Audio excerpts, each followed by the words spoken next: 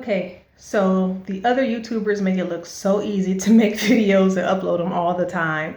Um, I originally wanted to do a day in the life of a real estate investor if you're going to be wholesaling, but I'm guessing now, as it appears, you're going to be getting a week in the life of an investor. It's just so busy.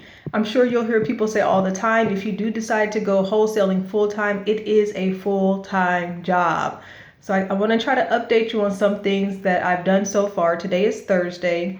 I believe I did do an update on Monday, and I think I did one on Tuesday. Monday is when I went to the courthouse to record our memorandums. Tuesday, let me just tell you all that I did because I can't remember all that I've recorded. Okay, so Monday I used as my downtown day. I had to go down and file a memorandum at the clerk of county records, and that's just to cloud the title to make sure that my sellers don't try to go behind my back and sell it to another wholesaler or to another buyer. So what that does is it alerts me and the title company if they do try to sell it to someone else, and then they'll need my permission to sell. Usually if they have, a legitimate reason why they don't want to move forward with the contract. I'm not in the business of holding anybody's house hostage. If you're not interested, we can keep it moving. But if you're trying to be sneaky and go behind my back and sell it to another investor, well, then I'm going to put a pretty hefty fee on it. And you're going to pay me back for my time and all of the work that I put into it. So typically you're better off if you just still work with me. Tuesdays are usually the days when our signs go out, and usually we have a sign placement guy that we work with, and so we do about 600 signs a month, about 150 a week. And usually I'll know when he puts them out because he'll send me a map of where he placed them, and then of course I'll get his invoice on PayPal. Well, I didn't get it this Tuesday, so of course that sent up a bunch of red flags. He wasn't returning phone calls or text messages. Well, he had become ill. He did have a stroke in the past that he was upfront with us about when we first hired him. So of course we're just praying for his health. Today is Thursday. Yesterday was Halloween, obviously, so that was a bad day to put them out because we didn't want little bad kids pulling our signs up. So he is going to get on it today and get our signs out. We had a little bit more sign drama as well. Not drama, but it just took up a little bit of my time yesterday. We wanted to redesign it, so it appears that purple is like the new eye-catching color, where our current signs are blue and black. So I wanted to go and redesign our sign so that it stands out a little bit more, but then I didn't want to mess up all of our branding and marketing that we've built so far. So I wanted to try to keep our brand and our logo as close to what it looked like in the past as possible, but I still wanted to incorporate that new color. And so we were thinking, well, do we kind of do half and half of the old, half of the new, and then just kind of start a transition, or what will be best? And then, of course, there's a new program for the sign company that we go through. We go through UZ Marketing because they're local in Houston, so we don't have to pay for delivery, and our sign guy actually goes right there and picks the signs up and sticks up for us. But anyway, they have this new Go Green program where they take all of the misprinted signs and then they'll reprint your signs on the back of them, and it saves you 20%. Which is great for us because we just hired a virtual assistant. And so when I wanted to move that money around, the 20% that we were saving on the signs, I want to go ahead and put that 20% towards having our virtual assistant work a little bit more for us. Speaking of virtual assistant, okay, we just hired one on Tuesday. So our virtual assistant is actually a family member of mine. She basically, it's just in a place in her life where she wants to work from home. That would be best for her. And so I let her know what the terms would be and what the pay would be, that we would hire her as an independent contractor. And I just have to tell you, she is amazing. Oh my God. Oh my God. So we got a property under contract, and she's been calling a bunch of the buyers. God, I'm about to give you guys a lot of good nuggets and a lot of good gems in this video. God, I hope you're paying attention. So I had her looking on gosection8.com, and I had her look in the zip codes near the property that I have under contract. And so she's calling those landlords to see if they're interested in purchasing. Obviously, they like that neighborhood. And then this would be a great opportunity for a rental for them to turn into another Section 8 rental. And so she went ahead and did that. And she, the first day I only gave her like 10 phone numbers. It was her first day. I really didn't have time to train her. So I just wrote up a script real quick, gave her a questionnaire. I was like, hey, just make these phone calls so you can get some emails. Well, just right off that first day, I only gave her like 10 names, and she was able to get an email back for me. So the second day I showed her how to do it. Hey, you go to the Section 8, go section8.com, look it up by such and such zip codes, and just start calling those landlords.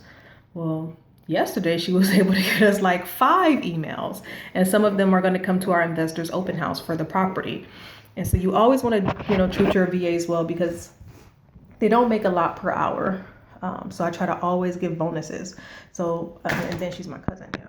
So she's going to get a bonus for every buyer that she contacted who shows up to the open house. Then she's going to get a bonus per buyer. Today, we're going to have her calling our pre-foreclosure list, doing cold calls. And the same thing, every appointment that she sets up, she'll get a bonus. And then any of those appointments that turn into deals that close, she gets 2% of it.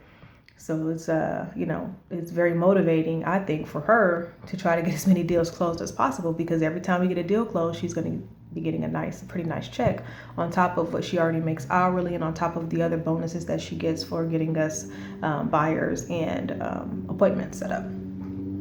That was a lot. I probably should have did another video just on VAs. Let me think, what else do we do? It's just nonstop. I mean, I'm almost never home.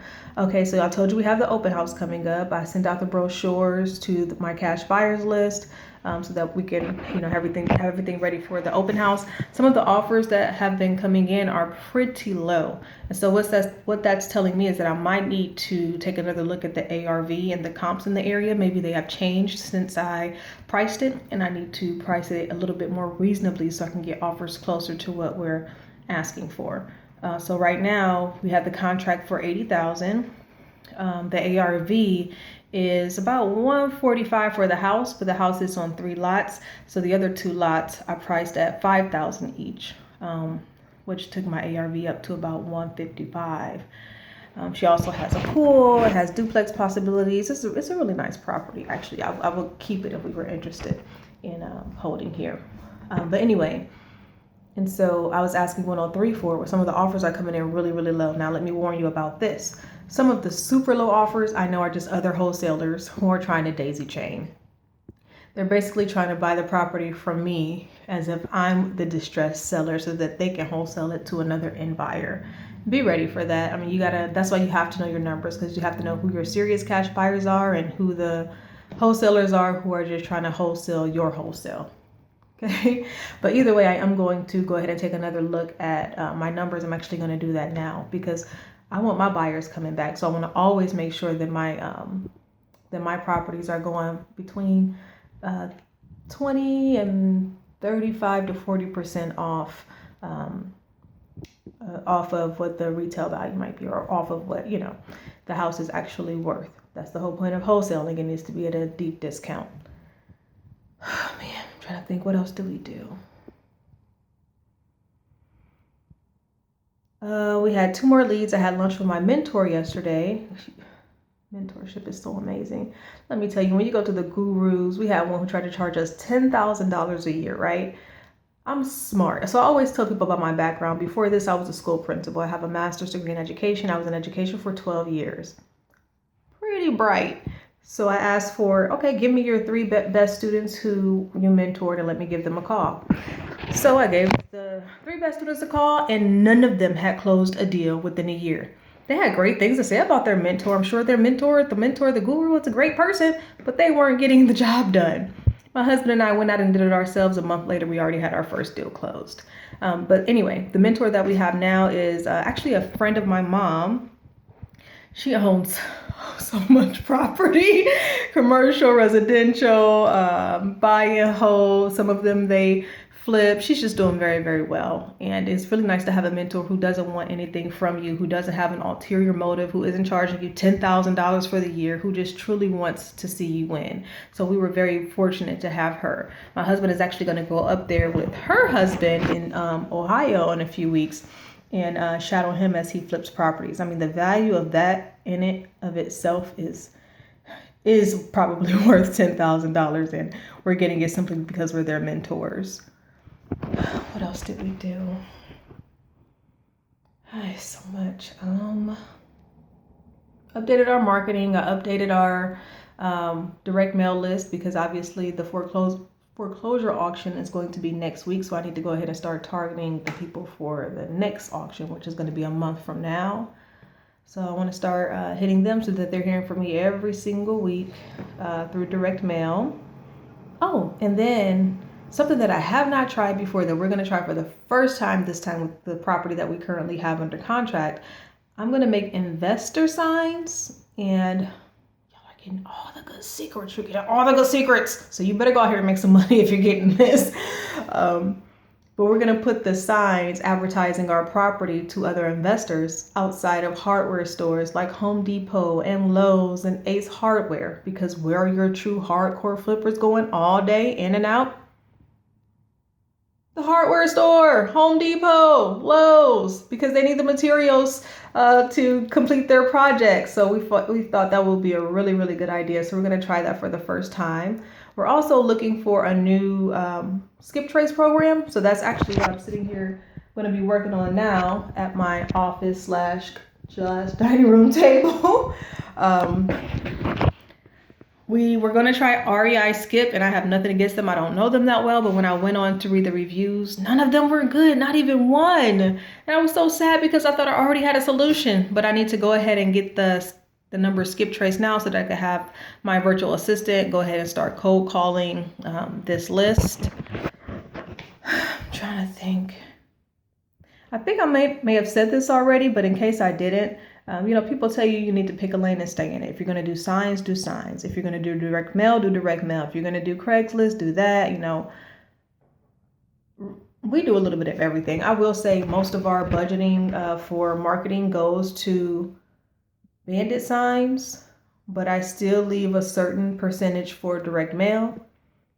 My virtual assistant, I'm actually training her now on how to do Craigslist and Facebook posts for our properties. We do, but I do them right now, so we still do them. And we also use, what else do we use to market? It'll come back to me. So basically, I will say if you do pick one, that's the one that you want to hit the hardest. I mean, Bandit Signs so far gives us the most phone calls back, but that doesn't mean that if I have a couple grand left over, I mean, I do want to test out other markets and other marketing strategies to just kind of see what might work better. I don't want to limit myself. I want to make as much money as I possibly can. Everyone tells you that wholesaling is kind of like a stepping stone to something else. We're still thinking about what our something else is.